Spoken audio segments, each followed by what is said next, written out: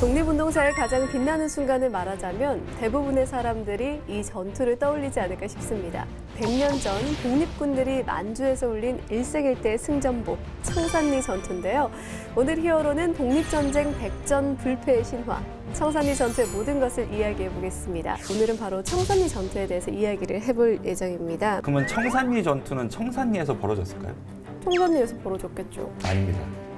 청산리에서는 실제 전투가 없었습니다. 평소에 정말로 무시했던, 멸시했던 오합지졸이라 생각했던 그 독립군이 실질 보니까 이거 장난 아닌데? 더 놔두면 안 되겠는데? 라고 위협을 느꼈던 전투였고요. 임진왜란 이후에 가장 성공적인 민군 합동작전. 네.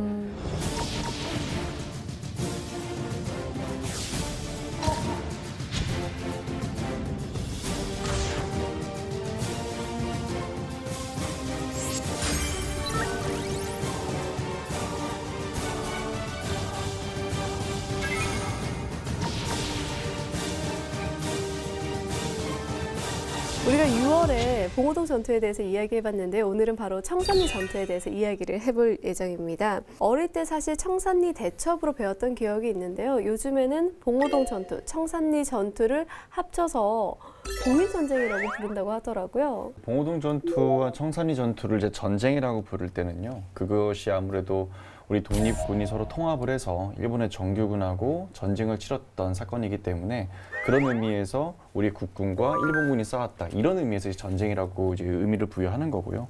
실제 이 봉오동 전투와 청산리 전투는 1919년 3.1 만세운동 이후에 그 민중이 구심점으로 이제 임시정부가 만들어졌잖아요. 그 이후 일본군하고 대항하는 이제 실질적인 무력 투쟁 단체들이 우후죽순 나오게 됩니다.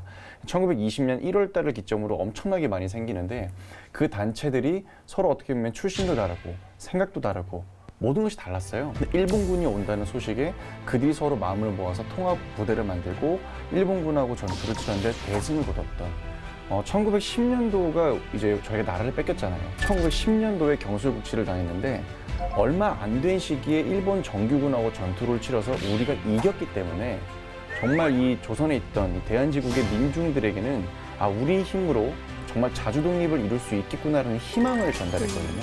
그것이 사실 이 전투의 가장 큰 의미라고 생각합니다. 우리 힘으로 이렇게 이기게 된 청산리 전투. 요즘에는 청산리 대첩이 아니라 청산리 전투라고 부르는 경우가 많다면서요? 네. 그 임진왜란 3대 대첩 아세요? 뭐 뭔지? 한산도. 한산도. 예. 또 뭐 있죠, 장 작가님? 진주, 행주. 네. 네, 세 가지죠. 근데 이제 진주 대첩 같은 경우에 2차 진주 그 대첩에서 왜군이 7만 명이 몰려와요. 근데 이 정도 돼야 이제 대첩이라고 할 수 있는데 규모 자체가 조금 작았지 않았냐. 그냥 사학계에서도 이런 논란이 있었거든요. 그래서 2000년 전에는 대첩이란 말을 훨씬 많이 썼고요. 지금은 그와 비등하게 이제 전투란 용어도 이제 많이 쓰는데 그 한 예로 제가 그 청산리를 직접 가봤어요. 그 회룡에서 차를 타고 한 30분 정도 들어가면 그 청산촌이라는 작은 마을이 나오거든요. 근데 거기에 가면 이제 청산리 대첩 기념비가 써 있는데 거기에 전과가 빠져 있어요. 얼마 가지고 죽였고 뭐 이런 게. 그게 그 당시에 그 대첩비를 세울 때 우리 역사학자들하고 중국 역사학자들 의견이 너무 갈렸대요. 이런 이유 때문에 대첩이라는 말이 조금 과하지 않냐. 뭐 네. 이렇게 그런 이제 의견들이 좀 최근 많이 좀 나오고 있는 상황이죠. 청산리 전투가 봉오동 전투와는 달리 한 번에 치러진 게 아니라 여러 차례 걸쳐서 진행됐다면서요? 네, 10월 21일부터 26일까지 이제 5박 6일간 이제 치러진 전투를 얘기하는데 그러면 청산리 전투는 청산리에서 벌어졌을까요? 청산리에서 벌어졌겠죠. 아닙니다. 청산리에서는 실제 전투가 없었습니다. 그럼 왜 청산리 전투예요? 그 청산리 주변에 있었던 백운평, 뭐 어랑촌 이런 것들에서 한 10여 차례 전투가 있었거든요. 그거를 통칭해서 우리가 청산리 전투라고 그럼 하는 거죠. 청산리 일대에서 그렇죠. 여러 차례에 걸쳐서 진행된 전투를 걸어서 청산리 전투다. 네. 그럼 6일에 걸쳐서 이렇게 동시다발적으로 전투가 이어졌다는 거는 독립군의 규모가 상당했다라는 얘기 아닐까요? 당시 이제 김저진 장군이 이끌었던 북로군정서 그리고 홍범도 장군이 이끌었던 대한독립군뿐만 아니라 이제 국민회군, 의군단, 신민단 등 뭐 정말 많은 어떤 중소규모의 독립운동 단체들이 서로 통합이 돼서 약 2천여 명의 우리 독립군의 규모가 있었고요. 그리고 방금 이제 김 작가님이 말씀해 주셨던 것처럼 이 청산리는 지금의 우리가 생각하는 리의 단위로 생각을 하시면 안 돼요. 정말 사방으로 수십 킬로가 뻗어 있었기 때문에 그 전체적인 지역을 청산리 지역, 청산리 지구라고 불렀기 때문에 그 안에서 있었던 수많은 전투를 불러서 그냥 청산리 전투다 이렇게 부르는 겁니다. 예. 그렇다면 일본군의 전력은 어느 정도 됐나요? 그 이제 봉오동 전투에서 좀 일본군이 박살이 나지 않습니까? 네. 이제 독이 바짝 올랐겠죠. 얼마나 올랐을까? 네. 전력을 이제 증강하는데 이제 간도에다 이제 파견을 하려고 하는데 그 규모가 2만 5천 명. 2만 5천. 네, 우리 그 당시 우리 독립군이 한 2천 명 정도 수준. 거의 10배, 그 10배 이상이었죠. 10배 이상. 예. 일본군의 규모를 들어봤을 때는 사실 독립군을 거의 쓸어버리겠다. 그 정도의 그 약이 바짝 오른 모습으로 보이는데요. 뭐 어떻게 보면 될까요? 뭐 독립군의 매운맛을 봤기 때문에 이렇게 의도적으로 당시 이제 일본군은 지금 저희가 생각하는 수준이 아니라 세계에서 거의 가장 강한 군대를 갖고 있었던 존재였어요. 미군하고 영국군 그리고 그 다음에 거의 일본군이라고 말할 정도였는데 그런 일본의 정규군이 평소에 정말로 무시했던 멸시했던 오합지졸이라 생각했던 그 독립군이 실질 보니까 이거 장난 아닌데? 더 놔두면 안 되겠는데? 라고 위협을 느꼈던 전투였고요. 실제 여기서 패배했다는 게 이들에게는 굉장히 치욕스러운 사건이었던 거죠. 그래서 이들을 토벌하기 위해서 계속 중국 측에 이제 좀 압박을 가하는데 또 중국 쪽에서도 당시 어떤 우리 조선과의 관계 때문에 좀 소극적으로 일본의 어떤 그런 요구를 이제 좀 거부합니다. 그런 상황에서 또 계속해서 어떻게 보면 유격전으로 홍범도 장군이라든지 또 다양한 독립운동가분들께서 이 만주 쪽에서 일본 영사관을 습격하는 등 다양한 사건이 일어나요. 이런 어떤 흐름 속에서 이제 이 독립군을 토벌해야겠다고 안 되겠다 싶어서 이제 시베리아에 있던 일본군과 우리 식민지 조선에 있던 일본군 그리고 서쪽에 있던 관동군 이 모든 일본군이 만주 지역을 포위하는 이 간도 지역 이 조선 불령선인 초토화 계획을 세웁니다. 그때 병력이 약 2만 5천여 명이 됐거든요. 북간도 지역을 일본군들이 거의 포위하다시피 해가지고 네. 점점점 포위망을 좁혀오거든요. 그러니까 우리 독립군들은 거기서 탈출을 해야 되니까 근데 거기서 벌어졌던 전투가 바로 청산리 전투라고 볼 수 있는 거죠. 그럼 독립군은 사실 중국 간도 지역에 있었잖아요. 그럼 일본군이 우리 독립군들을 물리치려면 중국 국경을 넘어야 되는데 그게 당시에 가능했나요? 네. 그래서 일본이 잘하는 게 빌미를 잡는 거잖아요. 명분 만들기. 네. 거기서 나온 대표 사건이 바로 훈춘 사건입니다. 일제가 간도 출병을 하기 위해서는 이게 중국을 또 중국군도 이제 자극하지 않은 선에서 이제 어떤 빌미를 잡아서 이제 가야 되는데 훈춘에 있던 영사관을 중국인 마족대를 매수합니다. 예, 일본 군인들이. 그래서 자국 그 영사관을 습격하게 만들어요. 그래서 이제 그 사건으로 해서 13명의 일본인이 죽거든요. 그 수십 명이 다치고. 그러니까 이제 안 되겠다 싶으니까 이거를 빌미로 해가지고 야 너희들이 너희 땅에서 우리 자국민을 제대로 보호하지 못하니 우리 군대를 보내겠다 해가지고 그걸 빌미로 2만 5천 명의 이제 군인들을 간도에다 이제 출병을 시키는 거죠. 그 사건이 크게 컸나 봐요. 2만 5천 명 이렇게 올 수 있게끔 했던 거 보면 중국에서는 당시 반응이 어땠어요? 처음에는 이제 아무래도 아까 말씀드린 것처럼 굉장히 소극적으로 이때까지만 해도 중국은 이제 군벌 사회였거든요. 근데 이 군벌에 이제 일제가 엄청나게 요구를 했지만 미온적인 반응을 보였어요. 왜냐면 중국 안에서도 이 지금 조선에서 이렇게 구국운동을 펼치는 이 독립운동가들 이 단체를 지금 우리가 탄압해서는 안 된다. 이런 어떤 또 세력이 있었고 정치적으로 복잡했거든요. 근데 계속해서 이런 어떤 일본 영사관을 습격한다든지 아니면 봉오동 전투라든지 여러 가지 크고 작은 사건이 발생되니까 중국 측에서도 일본의 요구를 점점 거부하기가 어려워지는 상황까지 간 거죠. 근데 그때 이제 훈춘 사건이 발생하니 일본은 대놓고 이제 우리 군인 데리고 들어가겠다. 그리고 그 명분은 자국민을 보호하겠다. 우리 지금 일본인이 민간인이 이렇게 죽고 우리 공무원이 이렇게 죽었는데 용서할 수 없다. 이거 만약에 막으면은 전면전 각오해라. 이렇게 나와버린 거예요. 그리고 독립군 기지를 또 백두산으로 옮기게 됐다면서요? 그러니까 당시에 이제 이렇게 간도 지역의 불령선인 초토화 계획이 세워져서 이제 포위하듯이 이렇게 일본군이 이제 몰려왔잖아요. 약 2만 5천여 명이. 그 소식을 우리가 듣게 됩니다. 근데 이거를 당시에서도 이 2만 5천 명하고 싸우면은 이거는 답이 안 나온다. 이거는 우리가 지형을 이용해서 우리가 전략적으로 싸워야 된다. 그래서 그때 세운 곳이 일단은 전쟁을 피하면서 피하다가 기회를 봐서 이들을 공격하자 이렇게 해서 피전책을 쓰게 됩니다. 그때 이 피전책으로 이동하는 장소가 이제 백두산으로 정했던 거고요. 근데 그 백두산을 정했던 이유는 간단합니다. 그 지역을 우리가 잘 알고 있었고요. 그리고 우리 조선인들, 우리 민중들이 그 근처에 한인 마을이 많이 있었기 때문에 여러 가지로 그들과 함께 전투를 치룬다면 우리가 승산이 있겠다 이런 판단이 섰기 때문이죠. 청산지 자체가 백두산의 끝자락이에요. 이제 그 백두산 이제 깊숙한 곳으로 이제 이동하는 이제 과정인데 그 우리가 왜 그쪽으로 이동을 하게 되냐면 김자진 장군이나 그 북러군정서 총재였던 서일 장군 같은 경우에 다 그 대종교인들이었거든요. 근데 그 백두산 인근에 대종교인들이 많았어요. 그러니까 지원을 받기가 쉬웠겠죠. 또 뭐 용정이나 이런 우리 한인들이 많은 사는 그 지역하고 가까웠기 때문에 병력을 모집하기도 쉬웠고 또 우리가 보급이 약하잖아요. 그러니까 이제 뭐 군수 물자 같은 것들을 이제 지원받기가 쉬웠던 거죠. 그리고 이제 백두산 지역 자체가 거의 원시림이잖아요. 네. 거기 안에 들어가면은 일본군이 수색하기가 쉽지 않았거든요. 봉오동 전투가 이제 있었잖아요. 이제 그 바로 이제 옆이 이제 용정이고 우리 이제 동포들이 많이 사는 곳. 거기서 청산리까지 40km 정도 되거든요. 근데 우리가 근데 거기를 좀 일찍 대피할 수도 있었거든요. 그런데 이제 그러지 못했던 이유가 북러군정서 같은 경우에 이제 김자진 장군이 이제 사간 연성소를 만들어서 독립군들을 이제 키우고 있던 상황이었는데 조금 빨리 이제 대피하지 못했던 게 우리가 그 블라디보스톡에다가 그 당시에 무기를 구입하려고 사람들을 보내놨었어요.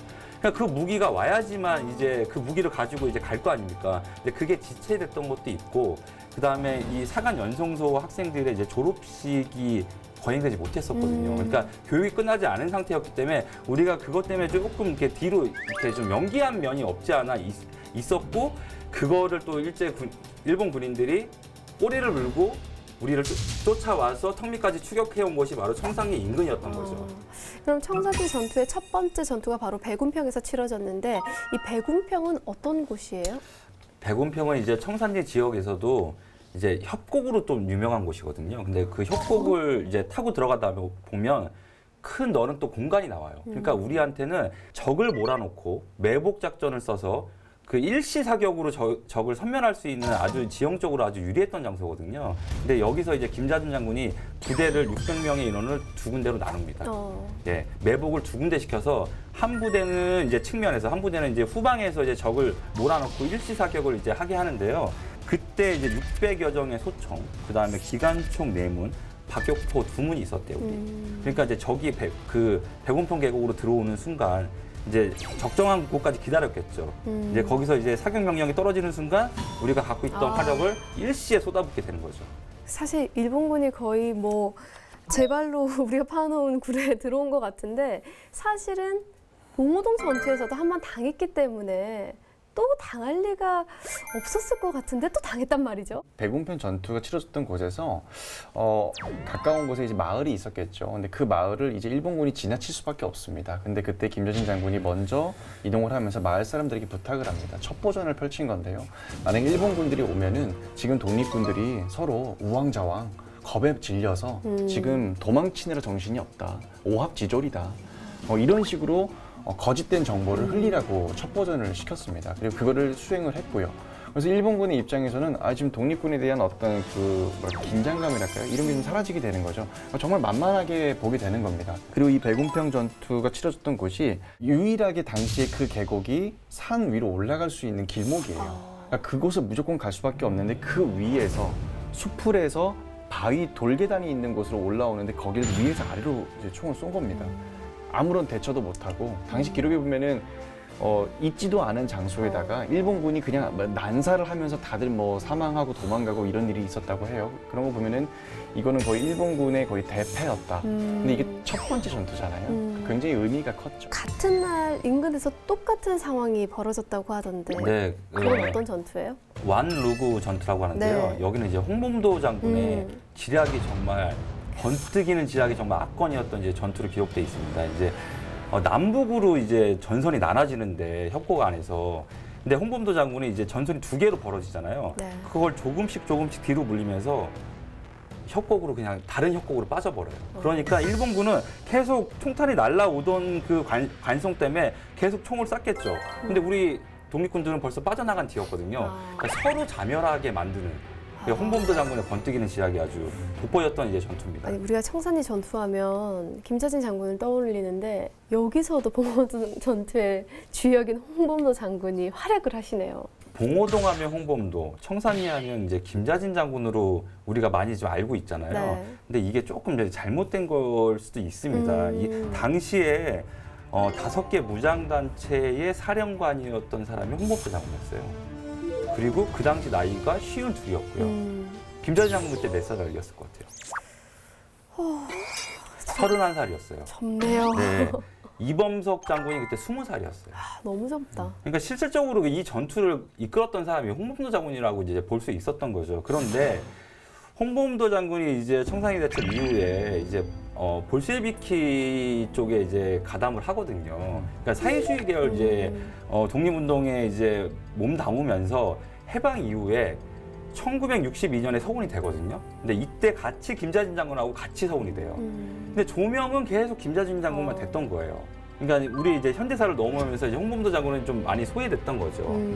심지어 이제 군사정권 시절에 국사편찬위원회에서 낸 그 청산리 대첩과 관련된 서적에 홍범도 장군이라는 이름이 한자도 안 나오는 경우도 있었대요. 그러니까 어떻게 보면 좀 역사가 조금 이제 바로 잡힐 때가 됐다.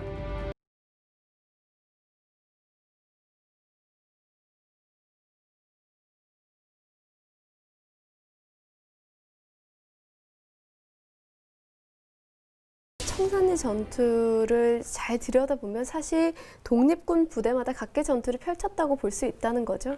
그렇죠. 각계 전투를 치렀는데, 그러니까 이렇게 보시면 됩니다. 북로군정설이 이끌었던 김자진 장군이 단독으로 싸웠던 전투가 있고요. 그리고 홍범도 장군이 이끌었던 독립군 연합부대가 단독으로 싸웠던 전투가 있고, 또 이 둘이 서로 합심해서 같이 싸웠던 전투가 있습니다. 대표적으로 김자진 장군 같은 경우는 이제 백운평, 천수평, 맹계골, 만기구 등에서 이제 북로군정서가 단독 전투를 치렀고요.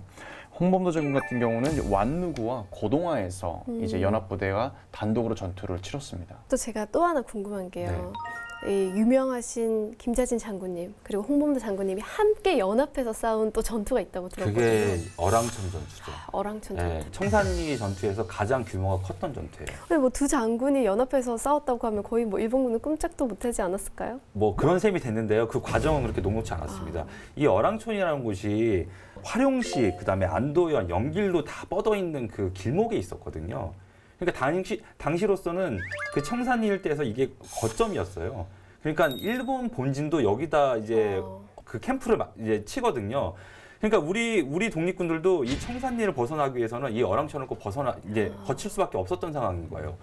그런데 이제 김자진 장군 부대가 먼저 그 어랑촌으로 이동해서 고지를 하나 선점을 하죠.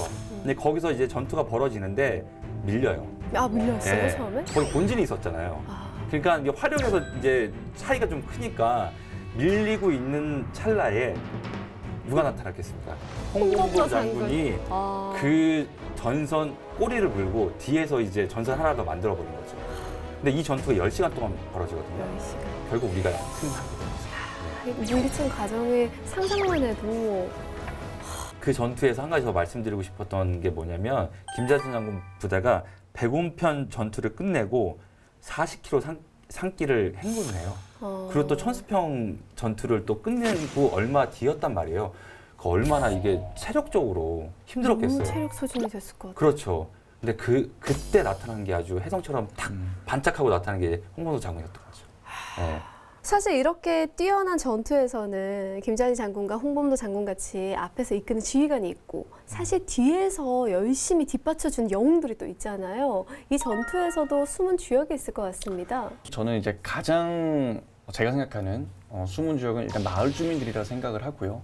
그리고 조금 역사에 가려졌던 이 청산리 전투의 뭐 숨은 주역이라 본다면 나중소 선생님과 이민아 선생님을 좀 얘기하고 싶어요. 나중소 선생님은 이제 1867년생이셔서 당시 청산리 전투일 때 굉장히 노장이었습니다. 네.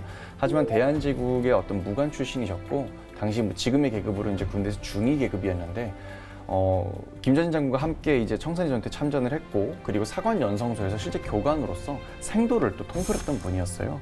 근데 이런 분이 이제 청산리 전투 이후에도 계속해서 독립군으로서 삶을 계속 사시다가 이제 결국 전사 순국하셨고요. 요즘 이민아 선생님은 좀 저에게도 특별한 분이었는데 네. 이분은 춘공 이순신 장군의 그렇군요. 11대 직계 후손입니다. 어. 예, 서로군정서와 이제 북로군정서 둘 다 두 곳에서 교관을 하셨고요. 그리고 사관 양성소 1기 졸업생들로만 이루어졌던 그 교성대라는 어떤 그 조직이 만들어졌어요. 일종의 특별대처럼 그곳의 소대장을 맡으면서 또 생도를 통솔했고 실제 아까 말씀드렸던 첫 번째 전투가 일어났던 배궁평 전투 그리고 어랑춘 전투에 직접 다 참전해서 실제 승리를 이끌었던 그 병사였습니다. 그러니까 그런 것들을 보면은 이런 분들의 또 어떤 그때 승전이 없었다면 노력이 없었다면 또 역사가 또 우리가 기억하는 대로만 흘러가진 않았을 거라 이렇게 생각할 수 있겠죠. 또 혹시 있나요? 아, 마을 주민들 빼놓을 수 없죠. 어. 그러니까 보급이 잘 안 됐잖아요. 네. 먹을 게 없었잖아요. 그러니까 기록 어떤 기록에 보면 하루 한 끼에 감자 3개였대요. 예, 먹을 수 있는 게. 그 소식을 듣고 있었던 어랑촌 주민들이 광주리에다가 주먹박아하고 감자를 삶아갖고 총탄이 빗발치는 그 고지에 올라요. 그래서 아니 총 쏘고 있는데 먹을 정신이 어디 있겠어요. 아무리 배고파도. 그래서 주민들이 제발 좀 먹고 가라고 통사정했다는 기록이 또 있어요. 그리고 마을 주민들이 자발적으로 나서서 일본군 그 통신선을 자르기도 했고요. 네. 또 역정보를 흘리는데 또 마을 주민들이 또 앞장서서 또 그런 역할도 했고요. 마을 주민들이 그야말로 후방 지원을 해줬다고 해도 과언이 아니었죠. 아닌 것 그러니까 같아요. 임진왜란 이후에 가장 성공적인 민군 합동작전. 예. 이 마을 주민분들이 없었다면 또 전투에서 승리하기가 어려울 수도 있는데 사실 거의 독립을 향한 의지가 똘똘 뭉쳐서 이뤄낸 뭐 전투의 승리라고 볼 수 있을 것 같은데요. 그 정 작가님께서 청산리 전투에 대한 성과를 조금 정리해 주신다면요. 이게 참 어려워요. 네. 이 청산리 전투의 성과를 말씀드리기가 왜 어렵냐면 기록이 다 달라요. 그러니까 저희가 이제 사료를 신뢰할 수밖에 없는데 사료가 다 달라요. 그래서 그나마 현실적으로 그래도 이거는 좀 믿을만하다라고 하는 자료들을 좀 이렇게 찾아왔는데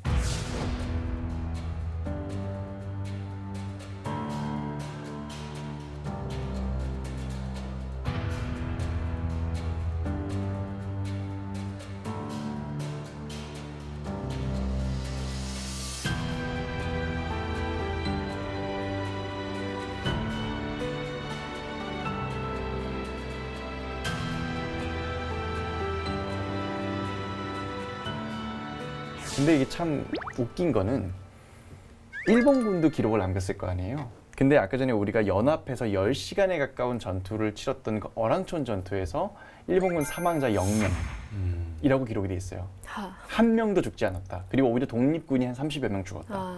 그러니까 이렇게 역사를 왜곡한 자료들이 있는데 네. 이게 왜 지금까지도 실제 일본 사학자와 국내 사학자들이 왜 논쟁을 벌이냐면 만약에 정말로 이때 일본군이 많이 죽었다면 왜 이들이 야스쿠니 신사에 유해가 안장되지 않았냐 이렇게 주장을 합니다.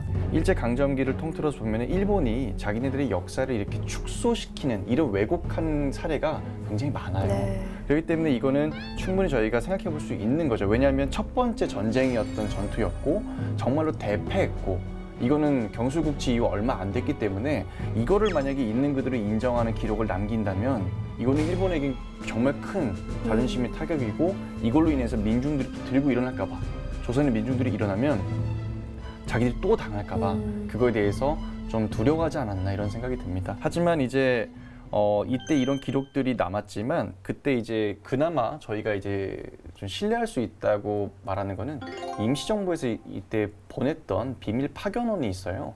그분이 안중근 의사의 친동생인 이제 안정근 선생님인데 임시정부에 보낸 비밀 보고서에 따르면 당시 우리 독립군은 350여 명이 사상됐고 그리고 일본군은 1,200여 명이 사상됐다고 말합니다. 그러니까 한 4배 정도의 차이가 있죠. 그러니까 숫자적으로 봐도 저희가 당연히 압승했던 거지만 단지 숫자의 의미 이상으로 이 전투는 저희 민족에게 엄청난 가치와 의미가 있었죠. 실제 이 전투 이후 수많은 또 무장투쟁 단체들이 계속해서 전투를 이어갈 수 있었고요. 우리 독립운동에 대한 의지가 계속해서 이어나갈 수 있었던 사건이기 때문에 그 어떤 역사적인 가치랄까요? 의미는 정말 형언할 수가 없습니다. 네. 네.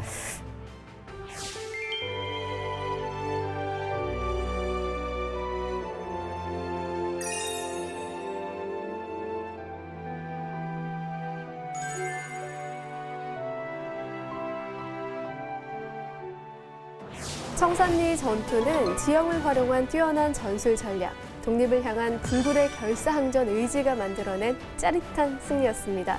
독립전쟁 100주년, 무명의 수많은 독립군들과 애국지사, 그리고 마을 주민들의 희생 정신과 나라 사랑을 가슴속 깊이 되새기는 기회가 됐으면 합니다. 저희는 다음 이 시간에 또다시 찾아뵙겠습니다. 여러분 고맙습니다.